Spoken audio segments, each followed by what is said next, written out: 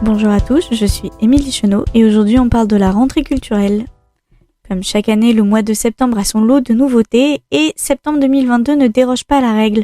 Entre expositions sur la mode ou la joaillerie et les journées du patrimoine, la culture du luxe nous ouvre entièrement ses portes pour en savoir plus. Pour ce premier épisode, j'avais envie de vous parler de 3 expositions marquantes de cette rentrée. La première retrace la vie du joaillier Fred. En 2020, Valérie Samuel, petite fille de Fred Samuel et vice-présidente de la maison de joaillerie Fred, lance un appel.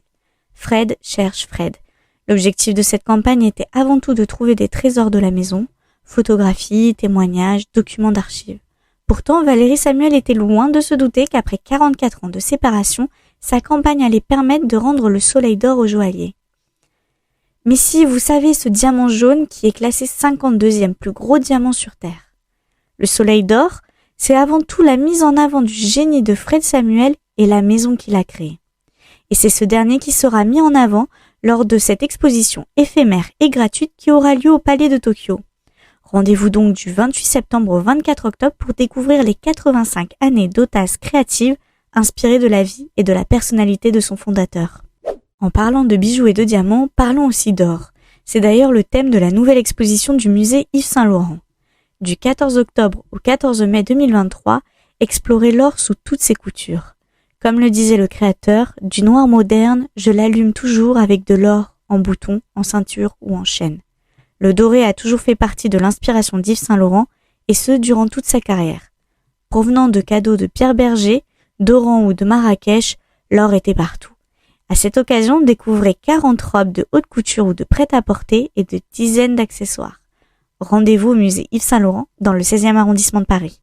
Toujours dans un registre d'hommage à l'histoire, c'est le Palais Galliera, aussi appelé le musée de la mode, qui met en avant la personnalité époustouflante de Frida Kahlo.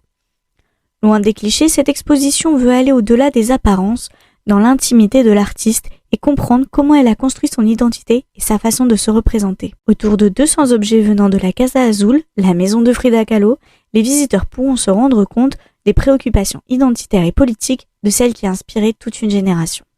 Le Palais Galliera transcrit le manifeste de son image que Frida Kahlo a su construire autour de son héritage culturel, son expérience du genre et son handicap.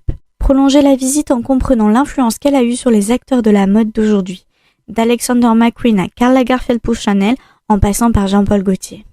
Et en parlant d'histoire et d'hommage à la mode et au luxe, les journées du patrimoine qui auront lieu le 17 et 18 septembre offre une toute nouvelle vision du luxe pour les privilégiés qui entreront dans les coulisses. Les maisons de joaillerie ont décidé d'ouvrir les portes de leurs ateliers. C'est le cas notamment de Cartier qui ouvrira exceptionnellement les portes de son institut. Une expérience immersive qui vous permettra de connaître les secrets de la fabrication de leurs bijoux et de vous sensibiliser au savoir-faire de la maison. Côté mode, c'est Chloé qui ouvre le bal avec la visite de son département patrimoine au sein de son hôtel particulier. L'occasion pour vous de découvrir l'histoire de la maison au travers de ses nombreux défilés. Il en est de même pour la maison de maroquinerie Lancel, qui ouvrira les portes pour la première fois de son hôtel particulier.